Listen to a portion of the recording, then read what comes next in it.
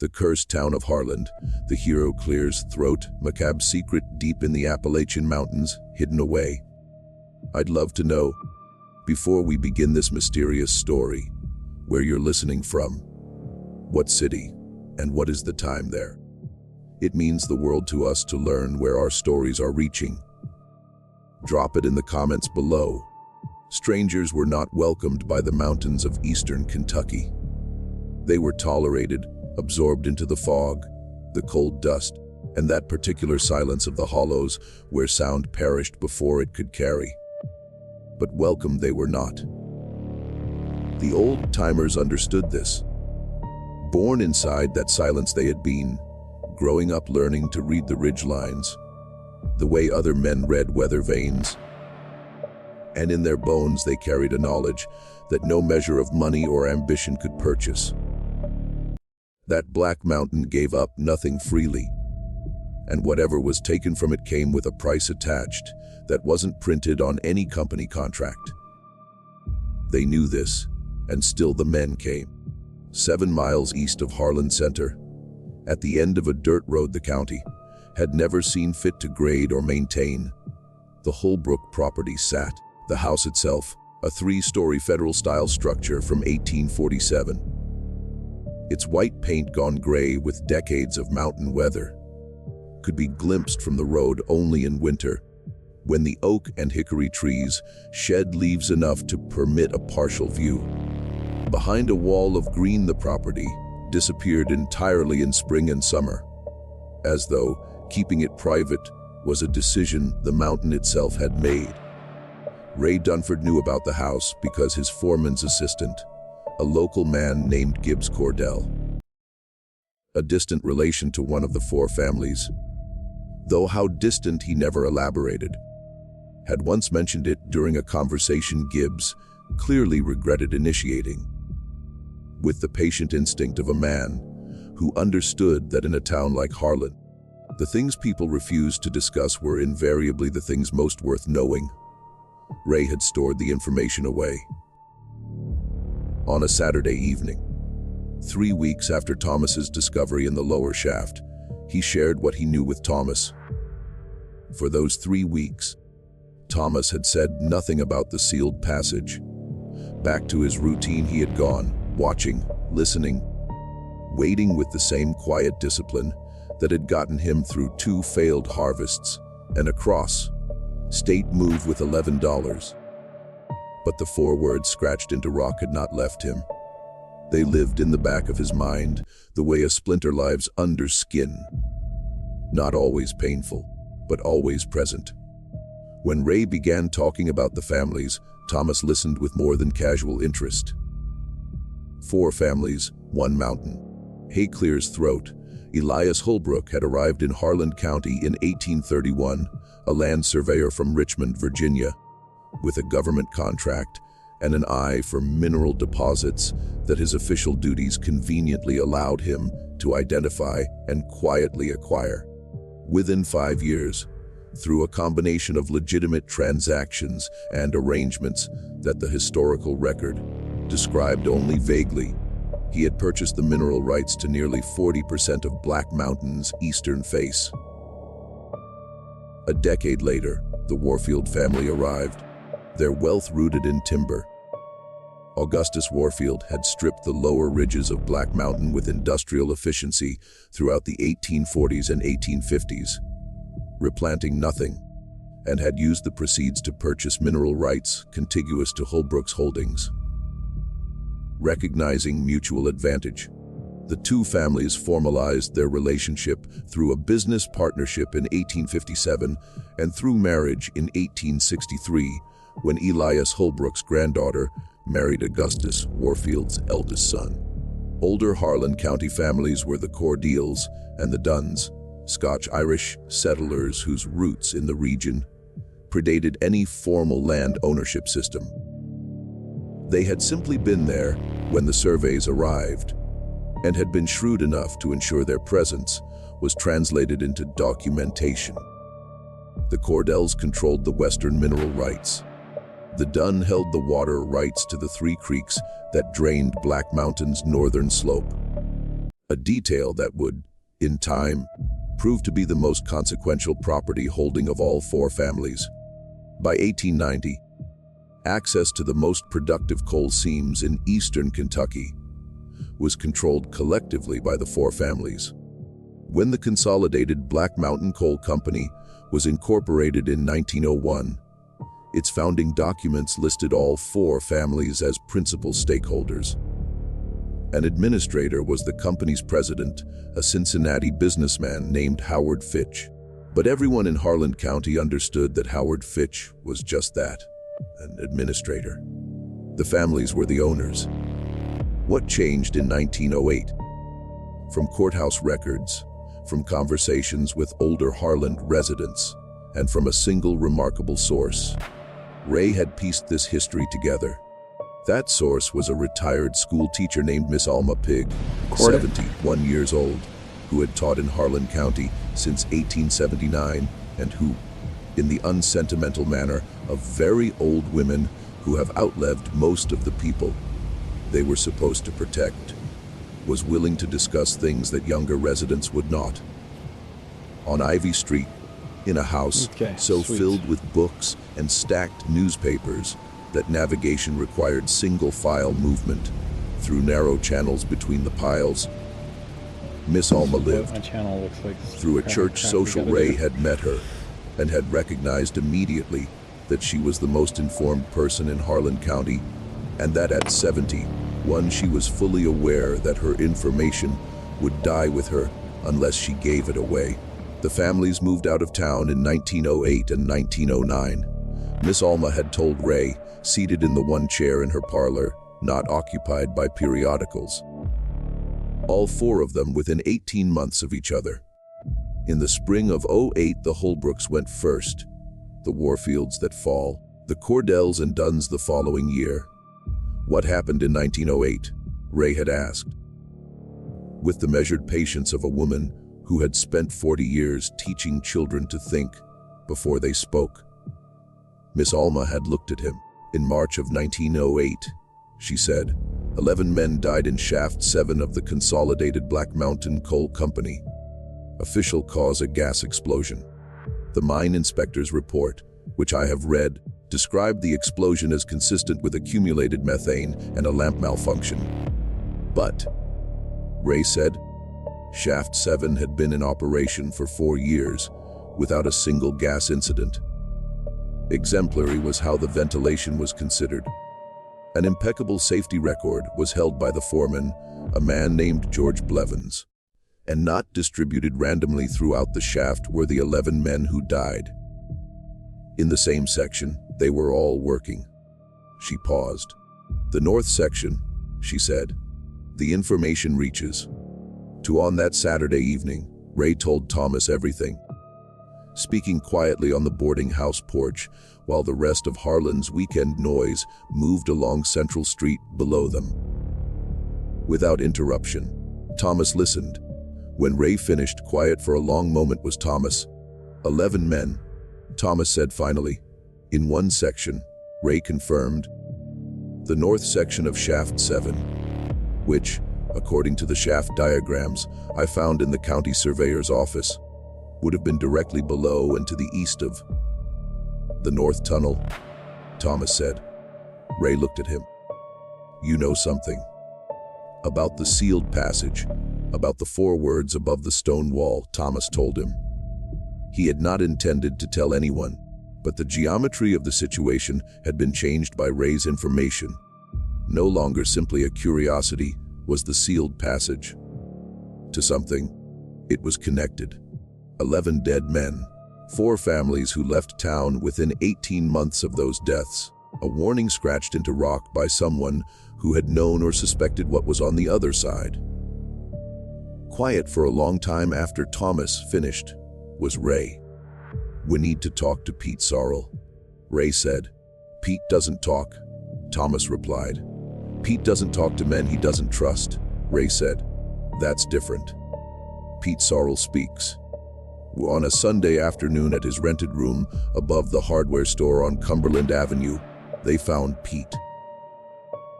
In his undershirt, he answered the door. looked at both of them with those creek water eyes, and without a word stepped aside to let them in. Spare was the room: a bed, a table, 2 chairs, a shelf with 4 books, and a Bible. Pete listened while Thomas described the sealed passage, and while Ray laid out Miss Alma's account of the 1908 explosion. Without expression, he listened, seated at the table with his hands flat on the surface, the way a man sits when he is controlling something internal and does not want it visible. For almost a full minute, Pete was silent when they finished. "My uncle worked Shaft 7, he said finally. He wasn't one of the 11. Sick that week he was, influenza. And 2 days before it happened, they sent him home. To be 78 years old, he lived, and never once did he talk about what happened in that shaft. Not once. When I was young, I asked him, and he looked at me like I had said something in a language he didn't recognize. Did he know what was in the north section?" Thomas asked. At his hands, Pete looked. What they were told to do in the north section, he knew. Pete said, "Once when he was very old, he told me that much, and I think he had decided it didn't matter anymore what he said." "What were they told to do?" Ray asked. Pete looked up.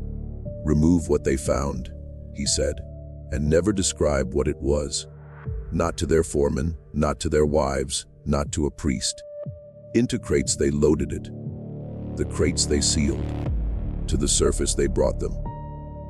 By men they didn't know. The crates were picked up and taken in wagons toward the Dunn property on the North Creek. Very quiet was the room." "What was in the crates?" Thomas asked. Slowly, Pete shook his head. "My uncle didn't know. Different they came out," he said. "The men who worked that section. Quieter after a few weeks. Episodes one man started having, a fellow named Haskins. Shaking confusion. Clear his throat, couldn't remember where he was. Nerves it was, the company doctor said. In January of 1908, Haskins was let go, 2 months before the explosion," Ray said. 2 months before the explosion, Pete confirmed. He stood up then, which Thomas understood as the end of the conversation. At the door, Pete stopped and turned back. "For 31 years I've worked this mountain," he said. "Never have I filed a complaint, never caused trouble, never asked a question I wasn't supposed to ask. Not because I'm proud of it am I telling you this, but because I want you to understand what I mean when I say this to you now." Directly at Thomas he looked. Worth more to those 4 families than 11 men's lives was whatever is behind that wall, whatever the Dunns picked up in those wagons and took to their property on the North Creek. And in this county those families have been for 80 years, and more reach than you can measure they have, and watching this mountain they are, the same way they always have. He opened the door. "Careful what you go looking for, B," Pete said. "Because in my experience in this county, the men who find things are the men who disappear." The letter Thomas didn't send. That night, at his desk Thomas sat and began a letter to Elenina. 3 sentences he wrote, then stopped. What he had written he read. Then, without sending it, he folded the paper and put it in the drawer. Not yet did he know what was behind the sealed wall in Shaft 4. Not yet did he know what the Dunn family had transported in those crates in 1908, or why 11 men had died, or what connection existed between those deaths and the 4 families' sudden retreat from public life. But now he understood that not with a curiosity or a minor company secret was he dealing. With something of real depth he was standing at the edge. In a county where the men who controlled the ground beneath his feet had demonstrated 15 years ago that they were capable of deciding what a man's life was worth in relation to whatever they were protecting. At the photograph of Elenina and Ruth on the desk beside the lamp, Thomas looked. About 11 men in a north section, he thought. About crates loaded in the dark. About a retired school teacher with a retired scoocher with a house full of newspapers who had been keeping this information alive for 15 years because she had understood that eventually someone would need to know it.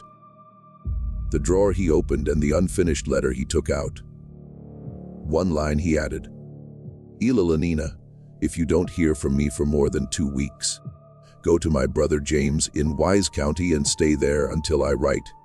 He sealed it. The next morning he mailed it. A single room on the ground floor of the Harlan County Courthouse was occupied by the county recorder's office.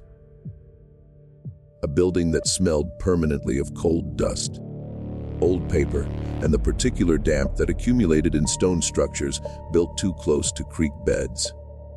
A thin man named Alton Sizemore, the recorder himself, was present on weekday mornings and absent on weekday afternoons with a consistency that suggested a private arrangement with himself about how much of his life the county was entitled to. On a Wednesday morning, when Alton was present and when the foot traffic through the courthouse was light enough that a man could spend an hour with the deed records without attracting comment, Ray Dunford went. On the North Creek, he was looking for the Dunn property. Considerably more than he had anticipated was what he found, the deed and what it described. In 3 separate transactions between 1847 and 1861, the Dunn family had acquired their North Creek property, assembling a contiguous parcel of approximately 340 acres along the northern drainage of Black Mountain. Standard for the period were the deed descriptions, meets and bounds surveying, reference points identified by trees and rock formations, the language of men measuring land with chains and compasses in dense forest, except for one clause in the 1861 deed recorded when Nathaniel Dunn transferred the property to his son, Robert Dunn, as part of an estate settlement. Word for word into his notebook, Ray copied it, including and especially the subterranean formations known to the grantor, comprising those passages and chambers accessed from the northern drainage, which the grantor has caused to be secured and which the grantee is hereby instructed to maintain in a secured condition, the contents thereof to remain undisturbed and unexamined by any party not previously authorized in writing by the principal families of record. Said authorization to require agreement of no fewer than 3 of the 4 principal families, the whole of this provision to remain in effect in perpetuity, and to bind all heirs and assigns. The twice Ray read it. Then in his chair he sat back and, for a long moment, looked at the water-stained ceiling of the recorder's office. Subterranean formations, passages, and chambers, contents thereof to remain undisturbed, written in 1861, 62 years ago, secured, protected, and legally entailed to future generations for over 6 decades, had been whatever was beneath the Dunn property on the North Creek. Around it the 4 families had built a formal legal structure. Into property law they had written it, and 11 men had died. Now Ray was certain. From the other direction, from inside the mountain, through the north tunnel of Shaft 7, they had gotten too close to it. Carefully he closed the deed book, returned it to its shelf, and walked out of the courthouse into the cold March air. Miss Alma again. That same afternoon, Ray went back to Miss Alma Pig. Reading in her parlor she was, and when Ray came in she looked up with an expression that suggested she had expected him to return and had simply been waiting to see how long it would take. The deed language he had copied, Ray showed her. Once Miss Alma read it, she set the notebook on her knee and out the window at the bare maple in her front yard. She looked. "I wondered if that document still existed," she said quietly. "You knew about it?" Ray asked. "About what it referred to, I knew," she said, "not from reading it. From a conversation I had in 1909, about 6 months after the Warfields left town." For a moment she was quiet, organizing her words with the care of a woman who had been precise about language for 50 years. A man named Foster Dunning there was, she said. No relation to the Dunn family. Different spelling entirely. A surveyor he was, retained by the coal company in 1906 to map the deeper sections of Black Mountain for potential new shaft locations.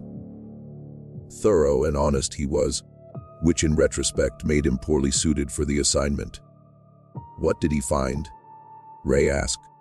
That the northern drainage of Black Mountain was not simply a series of natural passages, he found. Miss Alma said, evidence of human activity he found. Very old human activity, pre-settlement. Chambers that had been used he found. How and by whom? With certainty he could not determine. Material he found that he described in his survey notes as artifacts of considerable age and apparent cultural significance. She paused. To the company in December of 1906 he submitted his survey. For his work he was paid and thanked. In January of 1907, a second surveyor the company retained, a man from Louisville who had no previous connection to Harlan County, to produce a revised survey. No mention of the northern chambers was made in the revised survey. And Dunning? Ray asked. In February of 1907, Foster Dunning left Harlan County, Miss Alma said. With a land company in Lexington he took a position. In March of that year he wrote me one letter. Friendly we had been. Books he had borrowed from me during his time here, which is generally sufficient basis for a correspondence. With the practiced ease of a woman who knew exactly where everything was despite appearances to the contrary, she reached into the stack of papers beside her chair. Yellowed with age, she produced an envelope and handed it to Ray. You may read it, she said. Dead now he is. In 1918 he passed, so expired I think the confidentiality he requested has. Foster Dunning's letter. March 14, 1907 was the date on the letter. Small and precise was the handwriting. Dear Miss Pig, to you I write, because among the few people I encountered in Harlan County, whose discretion I trust entirely you are, and because I find that carry what I know I cannot without sharing it with someone who will understand its significance. Not something I am able to describe fully in a letter for reasons that will become clear, is what I found in the northern passages of Black Mountain. But this I will say, material evidence of sustained human occupation over a very long period the chambers I surveyed in the fall of 1906 contain. That the occupation spans several centuries at minimum and possibly considerably longer. I would estimate based on the stratigraphy and the condition of the artifacts. Tools, structural modifications to the natural cave formations, and a quantity of material that I can only describe as records are among the artifacts. Not written records in any alphabet I recognize, but systematic markings on prepared surfaces that indicate deliberate information storage. Known to the Dunn family since at least the early 19th century, have the chambers been. Within the last 50 years, I found evidence of more recent disturbance, consistent with careful, systematic removal of selected materials. Out of those chambers for decades, someone has been taking things, politely but with unmistakable firmness. To revise my survey findings, I was asked. A private matter the northern passages were, I was told, and that my professional discretion was both expected and, it was implied, financially compensable. The revised terms I accepted because a wife and 2 children I have, and because not the kind of men one refuses without consequences were the men who spoke to me. Not proud of this I am. Here I record it because to no family and to no company does what is in those chambers belong, I believe. Significant beyond anything that can be measured in mineral rights or property deeds it is, I believe. And this the men who currently control access to it understand. I believe, which is precisely why so carefully they guard it. When the mining operations eventually reach the northern section from below, I do not know what will happen. That this is coming, the families know, I suspect, and to manage it they have plans, I suspect. Not involve the men who will be doing the work. I hope those plans do. With respect and gratitude for your friendship, Foster Dunning. The letter Ray set down. The recorder's office, the courthouse. Harlan's ordinary noise outside. Suddenly very far away, all of it felt. He hoped the plans didn't involve the men doing the work. Ray said. Yes, Miss Alma said. And then 11 men died in Shaft 7 in March of 1908. Yes, Miss Alma said again. Even was her voice. To sit with this, she had had 15 years. Why didn't you go to anyone with this? Ray asked. The letter, the deed language. Why didn't you? Go to whom? Miss Alma said, not unkindly. On a first-name basis with Robert Dunn as the county sheriff. Troku clears throat, Tor. Describing the 1908 explosion as an accident. The state mine inspector filed a report. And to contradict that finding, technically I have no evidence. Only evidence of motive and context. By men who understand where their interests lie, the newspapers in this region are owned. Steadily at Ray she looked. In a coal town in eastern Kentucky, I am a 71-year-old school teacher, she said. I have kept this information because that eventually someone would come along who could do something with it that I cannot. I believe. 15 years I have been waiting. What do you think should be done with it? Ray asked. To the North Creek I think someone should go. Miss Alma said simply. What the Dunns have been removing from those chambers and storing on their property, I think someone should see, and in a form that cannot be suppressed. With photographs, with witnesses, with copies sent to institutions that the Holbrooks and Warfields and Cordells and Dunns cannot reach. I think someone should document it. Her book she picked up, which Ray understood as the end of the conversation. Already know this, I think you. She added without looking up. To hear someone else say it, I think you came here today. Thomas makes a decision. To Thomas that evening, Ray brought everything. The deed language, the letter, the full account of Miss Alma's conversation. On the small table in Thomas's room, at Mrs. Comms's boarding house, he laid it out. The lamp turned up high, the window fogged with cold. Twice Thomas read Foster Dunning's letter. With it for a long time he sat. Artifacts, Thomas said. Chambers, markings on surfaces. Something old, Ray said. Significant enough that for at least 60 years, 4 of the most powerful families in this county have been protecting it, and to keep it hidden, killing men. Carefully, Thomas said. We don't know they killed those men. In the section of the mine closest to those chambers, 11 men died 2 months after a breakdown was had by one of the workers from that section, and he was dismissed. Ray said, proof we don't have, but a sequence we do have. Quiet was Thomas. Down from Black Mountain the fog had come outside, thick and early, wrapping the street outside in gray. About Elenina's last letter he thought. About Ruth, who was 7 years old and learning to read. About the $11 he'd arrived with, and the money he had been sending home, and the plan, the careful, modest plan, by summer to bring his family to Harlan, and on the wages the mountain paid build something stable. About Foster Dunning he thought, who had a wife and 2 children and had made what he called the practical choice, and the rest of his life had spent writing letters confessing to it. The Dunn property, Thomas said. How far is it? 7 miles north, Ray said.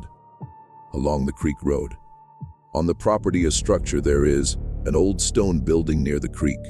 In the county tax records I found a reference to it. Built 1871, listed as a storage facility. 1871, Thomas repeated. 10 years after the deed language, requiring the contents to be secured.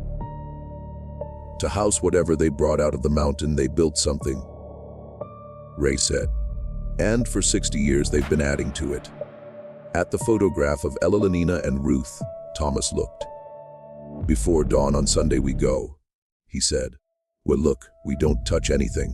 What we can we document." Ray nodded. "And Pete?" Ray asked. Thomas considered. "To be careful, he told us," he said. "To stop, he didn't tell us." Foster Dunning's letter he folded and put in his jacket pocket. Then down he turned the lamp, and dark the room went except for the gray light from the fogged window and the distant glow of Harlan's street lamps below. Up the mountain somewhere, behind a wall of mortared stone, in the lowest section of Shaft 4, in the dark the North Tunnel waited. And 7 miles away on the North Creek, 60 years of secrets were held by a stone building built in 1871. Secrets that 4 families had decided were worth more than the men who discovered them. His decision Thomas had made. On what they found, what happened next would depend. And on whether, as carefully as Pete Sorrell believed, the families were still watching. It was the year 1923, and in a way that felt almost violent, Harlan County was alive. What was once a scatter of Appalachian homesteads had been transformed by the coal boom into a city with ambition. Brick storefronts lining Central Street, a proper bank with a granite facade, 2 hotels that filled every Monday with new arrivals, church whose bell tower rose high enough above the roof lines to catch the first light before the rest of the town stirred. In less than a decade, the population had tripled. From Virginia, from West Virginia, from as far south as Alabama, men had arrived, drawn by the promise of steady wages and the particular species of hope that only desperation could manufacture. One of them was Thomas Aldridge. 31 years old he was, broad-shouldered with hands that told his whole biography. Calloused from years of farm work in Wise County, Virginia. Scarred across the left palm from a fence wire accident at 19. Off the Louisville and Nashville Railroad car, he stepped on a Tuesday morning in March, carrying a canvas bag with 2 changes of clothes, a photograph of his wife, Ella, and their daughter Ruth, and $11. The last of everything after the drought took the second harvest in a row. Not a dreamer was Thomas. Through sustained and patient suffering, he was a man who had learned that hope was a luxury best kept small. Expecting prosperity, he did not arrive in Harlan. Expecting survival, he arrived. The hiring office, at the corner of Central and Mine Street, the Consolidated Black Mountain Coal Company occupied a 2-story brick building. Its entrance worn smooth by the boots of thousands of men who had stood where Thomas now stood, hat in hand, waiting to be measured. Up and down the hiring manager, a heavy-set man named Cecil Pratt, looked Thomas over with the practiced efficiency of someone who had assessed thousands of bodies for their utility in underground spaces. "Claustrophobic you?" Cecil asked, not looking up from his ledger.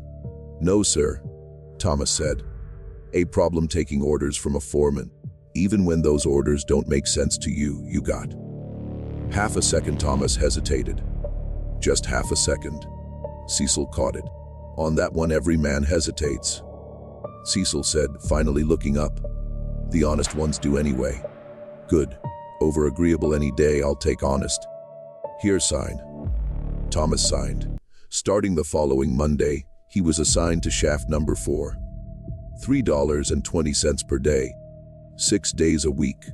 More money than in any single month of farming he had made. That night, in the boarding house on Mound Street run by a widow named Mrs. Dora Combs, by lamplight Thomas wrote a letter to Ella. "Hard is the work, but real is the pay," he wrote. "The right decision we made, I think.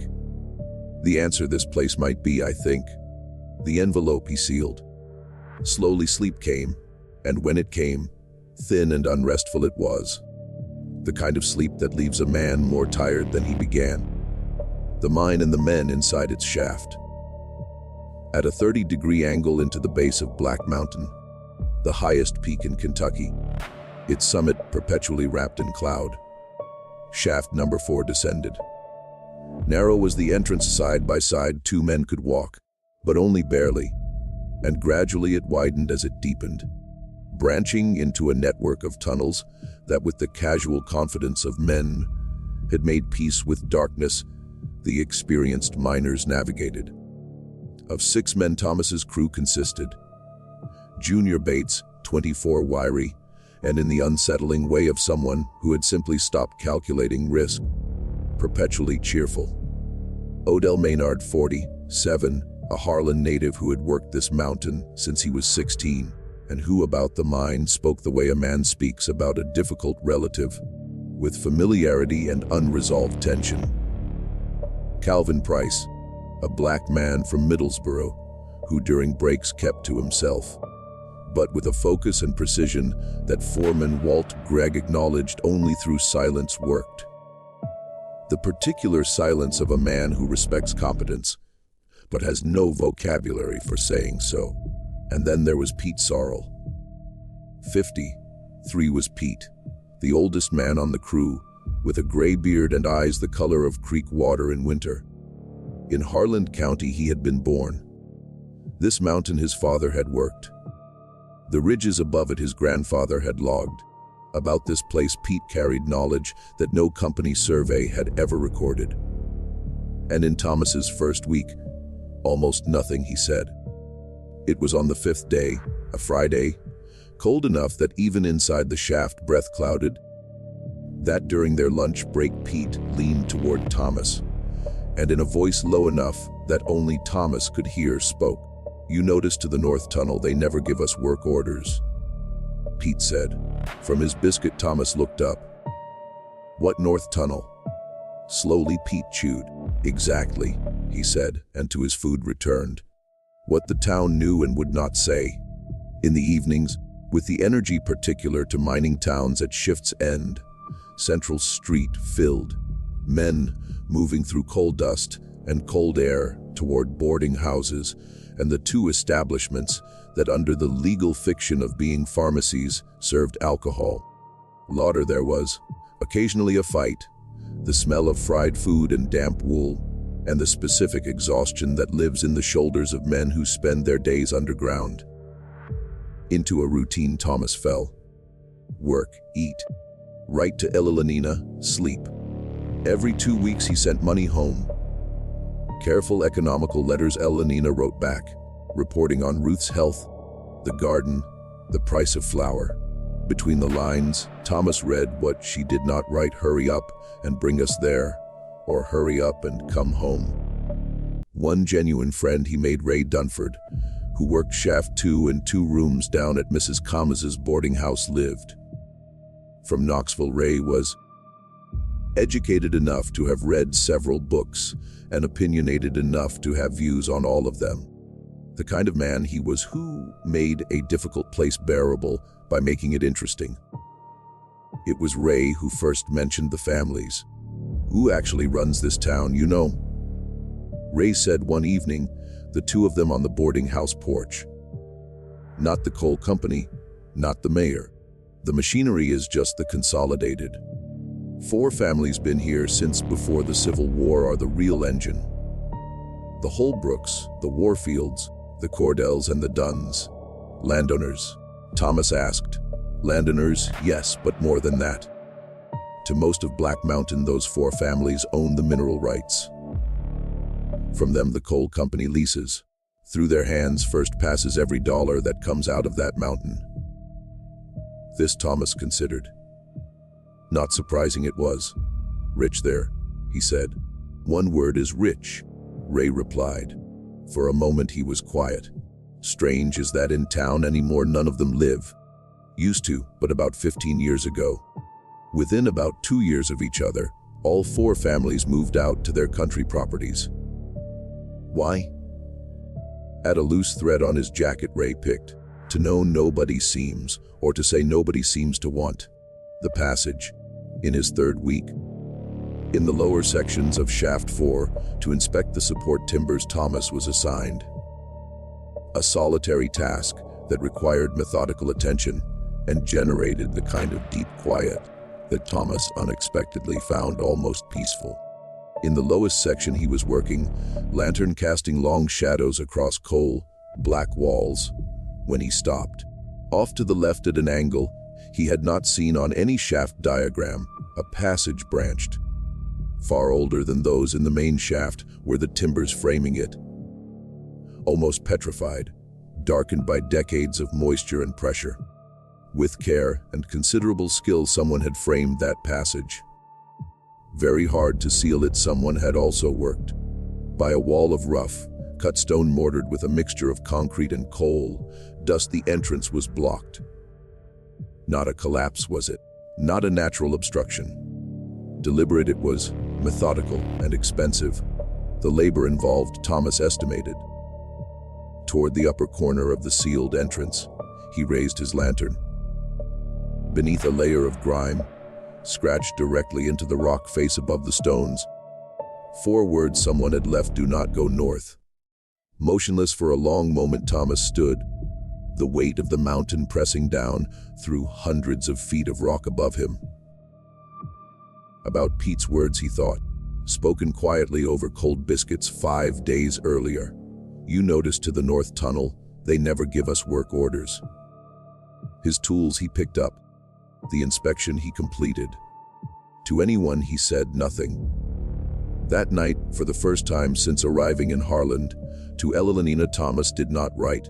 At the small desk in his room he sat, and at the blank page stared, while from Black Mountain the fog rolled in, thick and low, swallowing the street outside his window, the way every night in Harlan it did. 4 words scratched into rock by a hand long gone, belonging to a man whose name Thomas did not know, whose reasons Thomas could not yet understand, but whose warning, Thomas was already certain, had been meant to be taken seriously. At 4 in the morning on a Sunday, in early April, they left Harlan, when as quiet as it ever got the town was, and so thick on the streets the fog lay that from Mrs. Combaums's boarding house to the end of Mound Street, a man could walk without being seen from 20 feet away. Wrapped in cloth to dim its light, Thomas carried a lantern, a notebook, and a small camera, a Kodak Brownie that from a photographer friend in town Ray had borrowed without explaining why. A second lantern, unlit, Ray carried, and the copied deed language and Dunning's letter folded inside his jacket. Dark work clothes they wore, and without speaking they moved. At the edge of town, at the place where the creek road left Central Street and bent north into the trees, Pete Sorrell was waiting. When he saw him, Thomas stopped. With those still winter, water eyes, Pete looked at both of them. "To be careful, I told you," Pete said. "That I wouldn't come, I didn't say." Once Thomas nodded. North the 3 of them turned and into the dark walked. The creek road.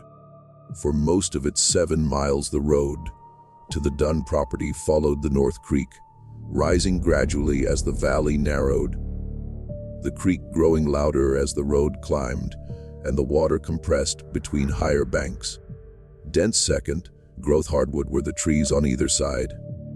The canopy not yet fully leafed, but thick enough to block what little pre-dawn light filtered through the overcast sky. Ahead Pete walked. This road he knew. As a boy he had walked parts of it, when seasonal workers on the property the Dunn family still employed, and a young man could earn $1 carrying fence posts or clearing brush. Before he turned 20, that had ended. Sometime around 1895, the family had stopped using outside labor, Pete estimated, transitioning entirely to workers who lived on the property, and who, as far as Pete could determine, no social contact with Harlan proper had. On the property now, how many people live? Ray asked quietly. 3, maybe 4, Pete said. Manages it Robert Dunn's son, Martin, unmarried. 2 hired men who've been there as long as I can remember. On the first Saturday of every month to town for supplies they come, regular as a clock.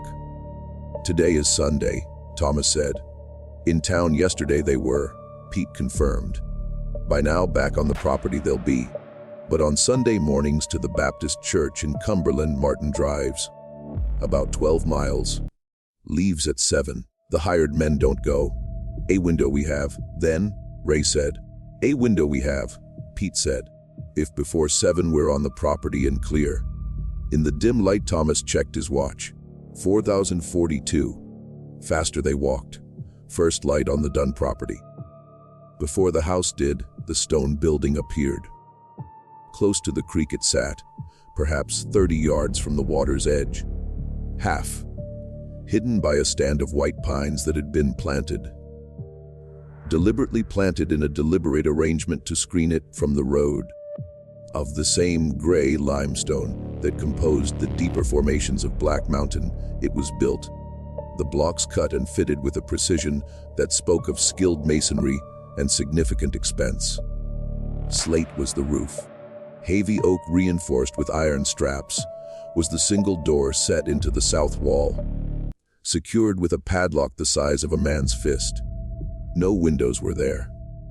For a moment Pete studied the padlock, then into his jacket he reached and a short pry bar produced. Thomas looked at him. 31 years working for men who from this mountain got rich. Pete said quietly, "A look I think I'm owed." Iron and old was the padlock hasp, and for 60 years to creek weather it had been exposed. Methodically Pete worked at it, and after 4 minutes of careful leverage, with a sound like a single knock on hollow wood, the hasp pulled free of the door frame. Inward the door swung. What was inside? Before the light did, the smell reached them, dry and mineral and very old. The smell of stone, and beneath it something else that immediately Thomas could not name. Distantly of the deep sections of Shaft 4 it reminded him, but cleaner, as though from the mine's particular dampness, whatever produced it had been sealed away, and in the sealed air had preserved itself. His lantern Pete uncovered. The second one Ray lit. A single room was the building, perhaps 40 feet long and 20 wide, with a stone floor and a vaulted ceiling that at its peak rose to about 12 feet. Along both long walls, from floor to ceiling built-in wooden shelving ran, interrupted at regular intervals by wooden support posts. With objects arranged with methodical care, the shelving was filled, not stacked randomly, but organized, cataloged, with small handwritten labels attached to each item or group of items. To the nearest shelf Thomas moved, and close to the first label held his lantern. Black Mountain North Chamber A, Level 3, 1887. Beside the label the object was a stone tool, a hand axe, roughly shaped, dark with age. Beside it, wrapped in cloth that had gone stiff with time, was something flat and rectangular that carefully Thomas unfolded to reveal a piece of prepared hide covered in markings. Systematic markings. Rows of symbols repeated and varied in patterns that suggested. Thomas was not an educated man in the academic sense, but a farmer's practical intelligence and a miner's observational precision. He had language, or something that like language functioned. Down the shelf he looked. Dozens of objects there were. Hundreds. At the other wall he looked. More shelving, more objects, more labels. Chamber A, Level 2, 1891. Chamber B, Level 1, 1894. Chamber B, Level 3, 1903. Along the opposite wall Ray was moving, lantern raised, in a rapid undertone reading labels. To 1847 these go back, Ray said. The earliest label I can find, 1847. That's when Elias Holbrook first acquired the mineral rights. For 76 years from those chambers they've been removing material. Systematically, Thomas said. Managing it they've been, Pete said. In the center of the room he was standing, turning slowly, with the quiet comprehension of a man who for a long time has suspected something and is now watching the suspicion become fact. Onto this they didn't just stumble. Here what was they knew. Managing it they've been. Deeper into the room Thomas moved. To a large flat table near the back wall, the shelving gave way, and on the table ledger books were stacked. 6 of them, bound in dark cloth. Labeled by year, 1851 was the earliest dated, 1921 the most recent. The 1908 ledger Thomas opened. In a careful, formal hand were the entries. The hand of someone who understood that significance had what they were recording and who wanted the record to be precise. A date, a location within the chamber system, a description of the item removed, and its condition, each entry listed. Careful and largely technical were the descriptions. Stone implement, bifacial, approximately 8 inches. Excellent condition. Prepared surface with systematic markings. Hide substrate fragile. Structural timber fragment, fire hardened with carved notations. Pages Thomas turned, February 1908. More frequent the entries grew, multiple removals per week, as though the pace of extraction someone had accelerated. Then March 4, 1908, a single entry in a different hand. Darker ink, the letters pressed harder into the page. The way a man writes when not entirely steady his hand is. Shaft 7. North section crew reached Chamber B, lower access point. Crew leader informed and work suspended pending family consultation. Decision reached March 6th. Standard protocol. Entry sealed. March 7th. Standard protocol. For a long time at those 2 words Thomas stared. "Ray," he said. To the table Ray came. To the entry Thomas pointed. It Ray read. In the lamplight his face went very still. Standard protocol, Ray said. On March 12, 1908, 11 men died, Thomas said. 5 days after the entry was sealed. Around the table in silence the 3 of them stood. Outside, over its stones in the dark, the creek ran, indifferent and continuous. The photographs. The Brownie camera Ray uncovered. At angles that maximized the available light Thomas held both lanterns, while the ledger entries Ray photographed. The 1908 page specifically, and several others that showed stretching back decades the systematic nature of the operation. The shelving he photographed, the labels, the artifacts, the entire roll of film he used, working methodically, moving through the room with the focused efficiency of a man who understands one chance and limited time he has. At the door Pete stood, watching the approach road. When Ray finished, exactly as he had found it, Thomas carefully replaced the ledger. That nothing had been moved or disturbed, he checked. Out of the building they backed, and as well as could be managed, Pete reset the hasp. Not locked, but from a distance position to appear locked. His watch Thomas checked. 6:21. To move we need, Pete said. They moved. The walk back.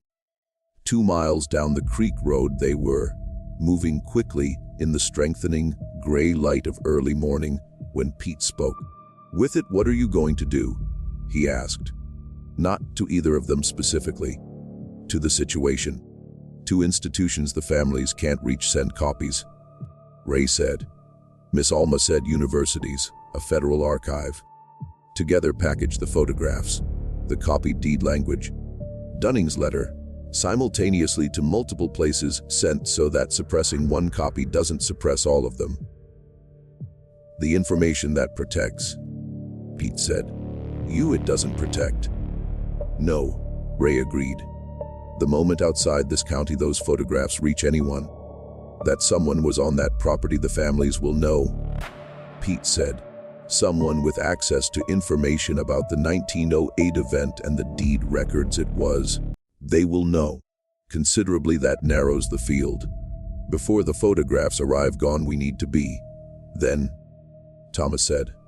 At him both men looked. In the summer to bring Ilalina and Ruth here I was planning. Thomas said. At the road ahead he looked. The creek on his left. The mountain visible now above the tree line. Into cloud its upper ridges dissolving. Today to Ilalina I'm going to write. To my brother James tell her to go. To 3 separate addresses I'll send the photographs. And the documents, the State University in Lexington, a federal archive in Washington, and a newspaper editor in Cincinnati that Ray knows. And then, Ray asked. And then the week's work I finish, Thomas said. On Friday, my pay I collect.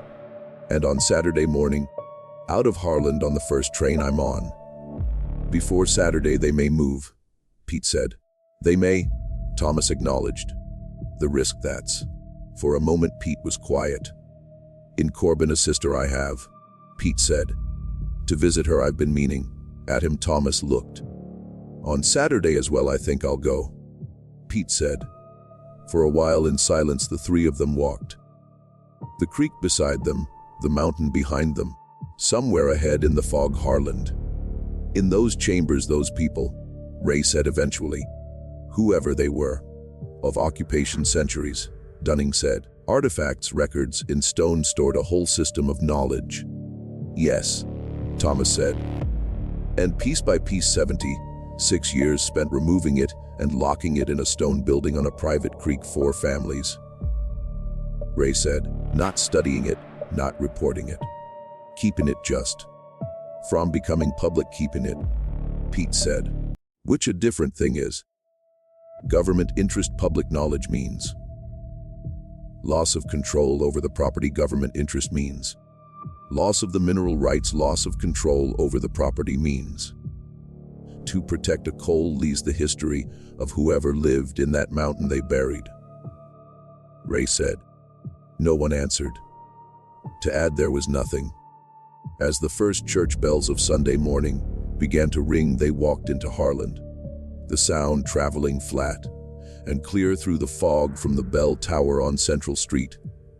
And around them, slowly into its day, the town stirred. Unaware of what before the light came up 3 men had seen on the North Creek. In the dark room of his photographer friend, a man named Curtis Webb, who asked no questions, accepted $2, and by 10 o'clock delivered 12 prints. Ray had developed the film Sunday night. Into 3 packets, Ray divided them. Prints of the critical ledger entries, the shelf labels, and the room's overall layout each packet contained, along with a typed summary of the deed language, Dunning's letter, and the documented sequence leading from the 1906 survey to the 1908 explosion. To Professor Edmund Hargrove at the University of Kentucky in Lexington went the first packet.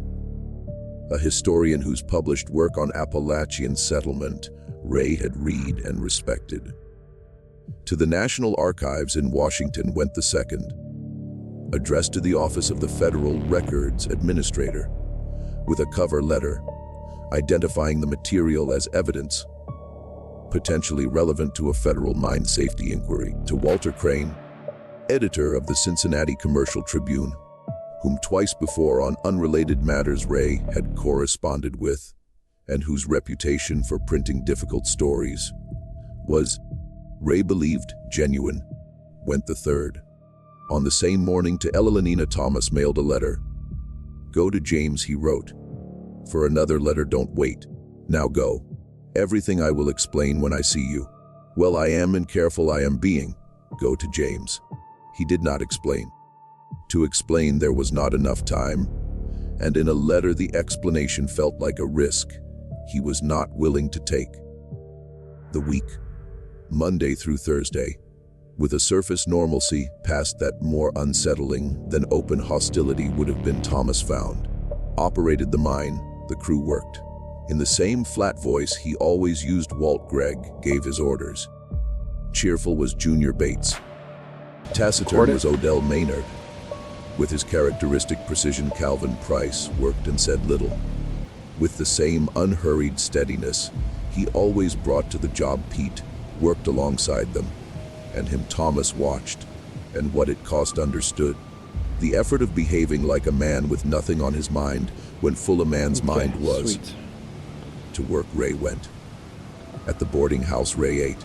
In the evenings Ray read, and to anyone said nothing unusual. But on Wednesday evening, something shifted. First at dinner, Thomas noticed it. Mrs.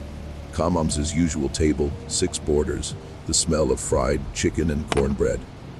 Ordinary was the conversation, except for one moment when Harmon Blevins, a surface worker who for 3 years had lived at the boarding house, mentioned that in town he'd seen Martin Dunn, Only on the first Saturday he comes in, thought.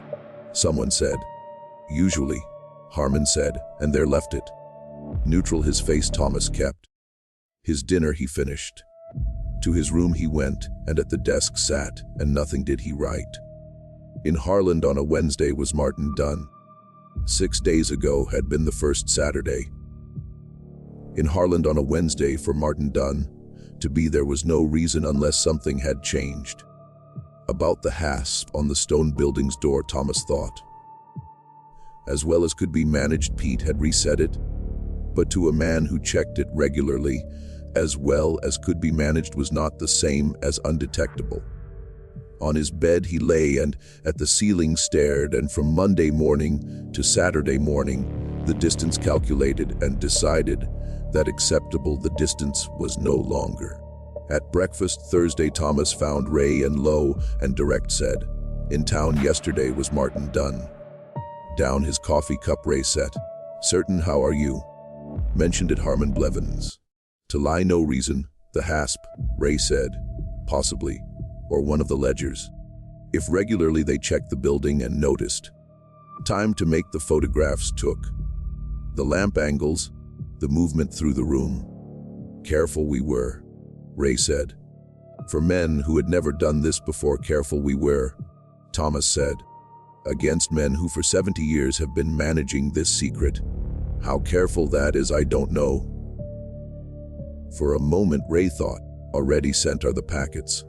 Or they arrive. Now that nothing we do changes. No, Thomas agreed.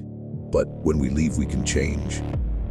On the afternoon train today I can be, Ray said immediately. The lack of hesitation told Thomas that about this Ray had already been thinking. Pete, Thomas said. Before shift this morning I'll tell him, Ray said. And you? Ray asked. At his plate Thomas looked. Friday morning my pay I need to collect. Not Friday evening. Before shift to the paymaster I'll go in a family emergency, tell them I have. Half a day they'll dock me. I don't care. On the Friday afternoon train that puts you. Yes. Steadily at him Ray looked. Thomas. I know, Thomas said. On it I'll be. On the 2015 train to Corbin. From where to Lexington he would connect. Ray left Thursday afternoon.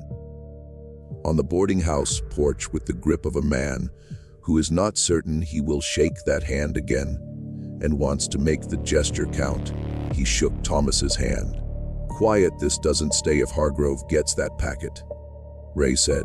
A historian at a state university with documented evidence of suppressed archaeological sites and a mine disaster cover up a story that becomes. If he gets it, Thomas said. Get it he will, Ray said. To his university office and his home address both I addressed it. Without someone noticing mail at two separate addresses the families can't intercept. Thomas nodded. Go, Thomas said. Ray went. From the Harlan station until around the ridge it disappeared, Thomas. Watched the train pull away, and then through the afternoon fog back to the boarding house he walked, and his canvas bag began packing. Thursday evening. At 7 o'clock to Thomas's room Pete came. Twice quietly he knocked and in Thomas let him. At the half-packed bag on the bed Pete looked. As though confirming something he already knew, he nodded. To the sheriff's office this afternoon, Martin Dunn went. Pete said. Go in, I saw him. From across the street I watched. 40 minutes in there he was. For on the edge of the bed Thomas sat down. The sheriff, Thomas said. Lon Combs. Distant cousin to your landlady. No connection otherwise. For 11 years sheriff he's been. In the ordinary sense not a dishonest man is he. He doesn't steal. Evidence he doesn't fabricate. But where the weight in this county lies he understands. And in 11 years to shift it never has he done anything. To him, what do you think Dunn told? That without authorization someone entered his property and in his storage building disturbed materials. I think Dunn told him, Pete said. Which accurate is. Who he suspects I think he may have told him. Which accurate also may be. depending on how carefully watching they've been. For a moment, Thomas was quiet. "On the first train tomorrow, I'm leaving," Thomas said. 6:15, before the paymaster opens. "The money?" Pete said. "Doesn't matter," Thomas said. With how clearly he meant it, he surprised himself. A week's wages did not matter. In Wise County with his brother James, Elanina, and Ruth mattered. In the mail, the packets mattered. Before Loncoms developed a specific reason to find him on a train, getting mattered. The money did not matter. "On the 6:15 as well I'll be," Pete said. "Have to you don't?" I know," Pete said. Already at the door he was. Platform at 6. Before dawn, Thomas did not sleep. Packing he finished, which 12 minutes took. And then in the chair by the window he sat, and the fog on Mound Street watched, and about everything that had happened in the 7 weeks.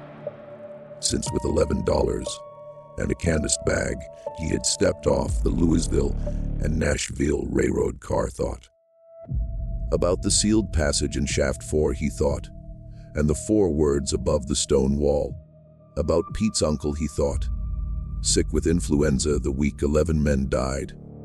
About Foster Dunning he thought, who the practical choice had made and the rest of his life writing letters about it had spent.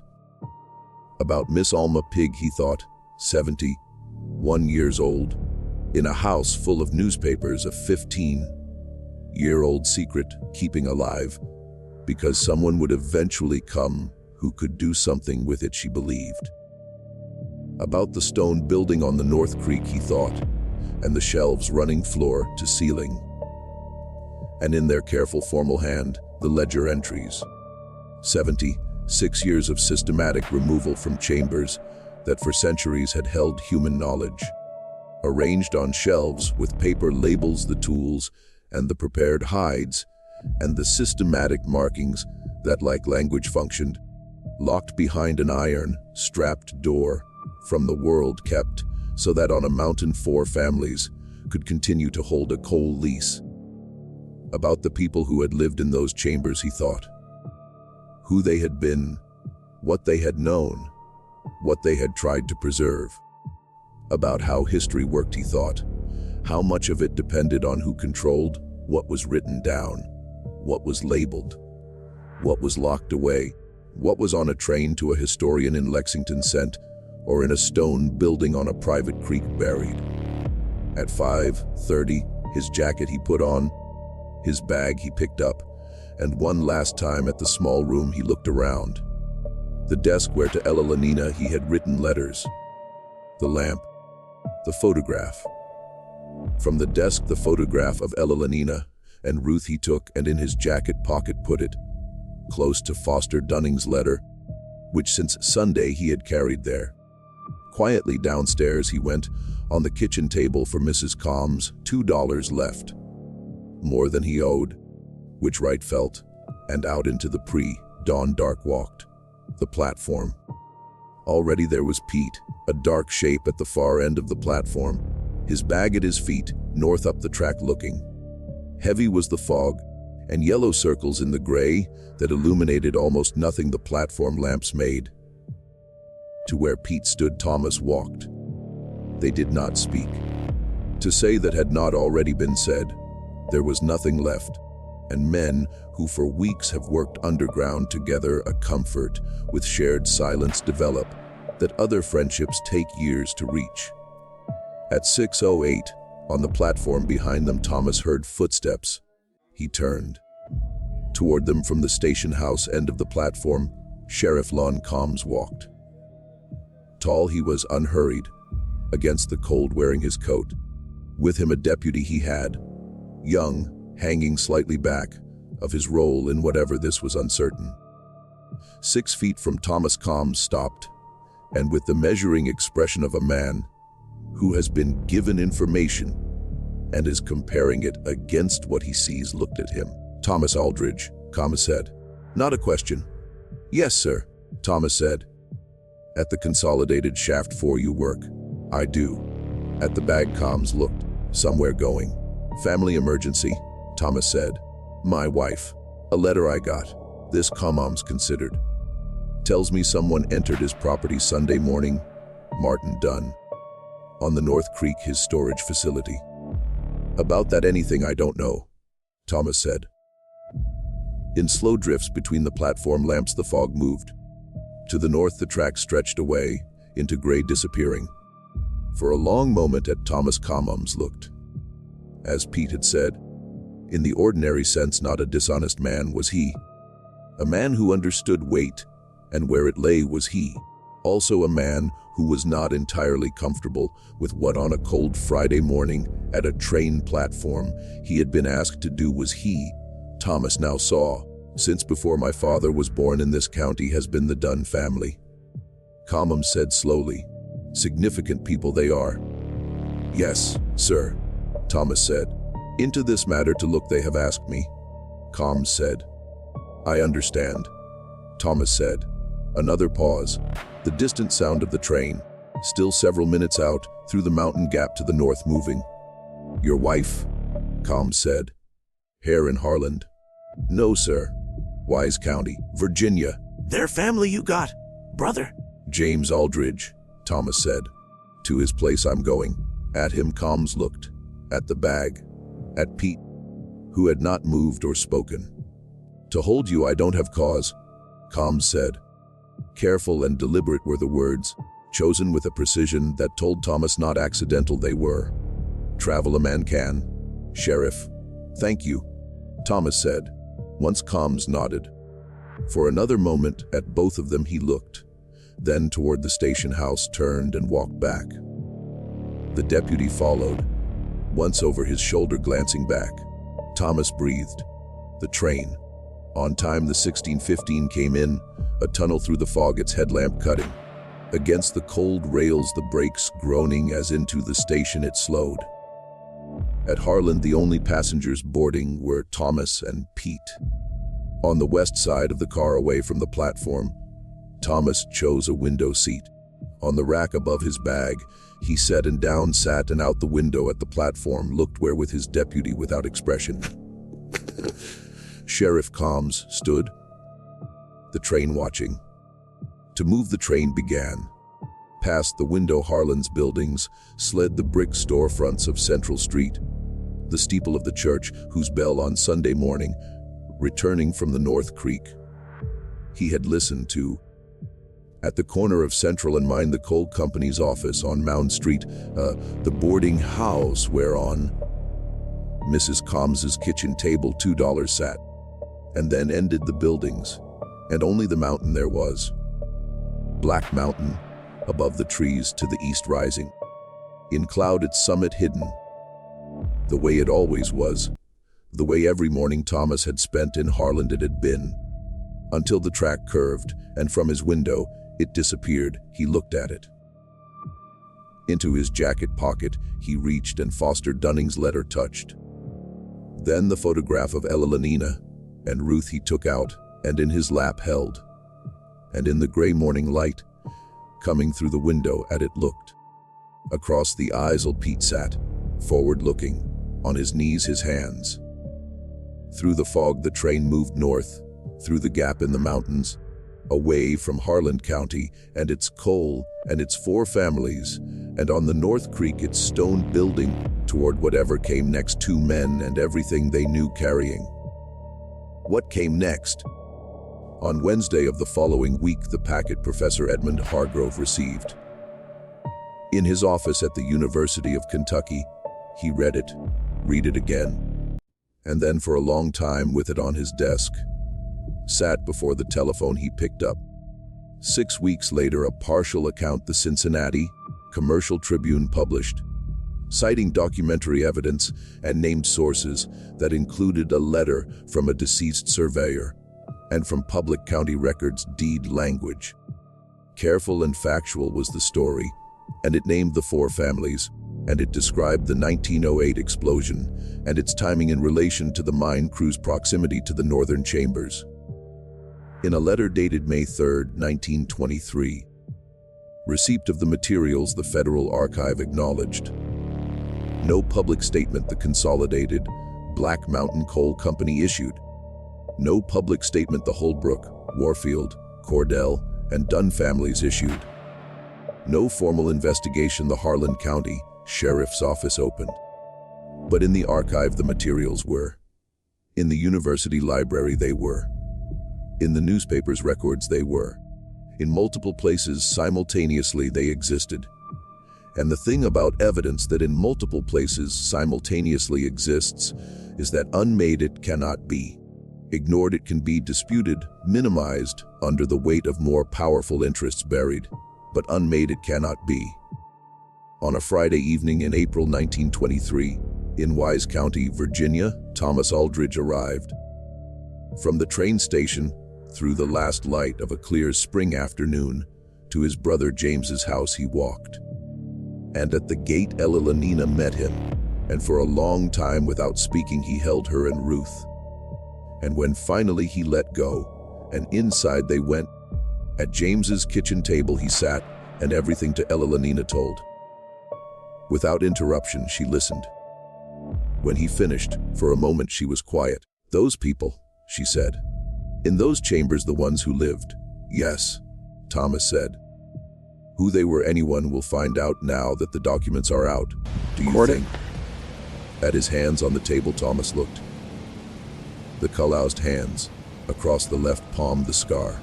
"Try someone will, I think," he said. "Say that's the most I can. Try someone will." Ella Lenina nodded. Across the table she reached and over his put her hand. Through the trees outside the Virginia spring moved, and quiet was the evening, and in the fading light a soft blue. Gray were the mountains in the distance, gentler than the mountains of Kentucky, in fog less hidden, against the sky their shapes clear and readable. For a long time at them Thomas looked. About Black Mountain he thought. About behind mortared stone the north tunnel sealed. About below the Dunn property on the North Creek, the chambers emptied piece by piece over 70. 6 years. On shelves in a locked room with paper labels, in a careful hand the objects now sitting. About the people who in the first place had put those objects in the mountain, who those surfaces had prepared, and those markings made, and those chambers built, and in that darkness lived long before in eastern Kentucky any Holbrook or Warfield or Corporal or Dunn had ever set foot. Not known were their names.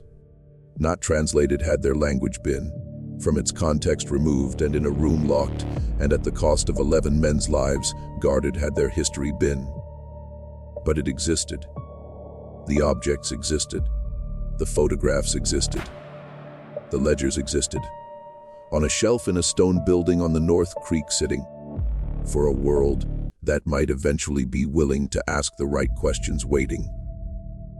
In his lifetime, if that world would come, Thomas did not know. That it would not, he suspected. But come it would, slowly and against resistance, and at great cost history moved. But it moved. And for centuries inside Black Mountain, the things that had been hidden had survived everything that had been done to suppress them. The locked doors, the sealed shafts. The morning in March when to work 11 men went and home did not come. Survived they had. That, Thomas thought, was the most important thing. Not justice, not yet. Then one man's life justice was a longer road. But survival, evidence, from which someday someone would build the truth, the raw material. From the window he turned away. Making coffee was Ella Lenina. With a school book at the table Ruth was, over the page her head bent, the words her finger tracing. His daughter Reed. Thomas watched. Outside, against the darkening sky their shape the mountains held. Patient and indifferent and permanent, the way mountains always are. Their own timekeeping. To no family answering, no company, no sheriff, no lease. What they kept keeping, what they remembered remembering. Legacy off blood,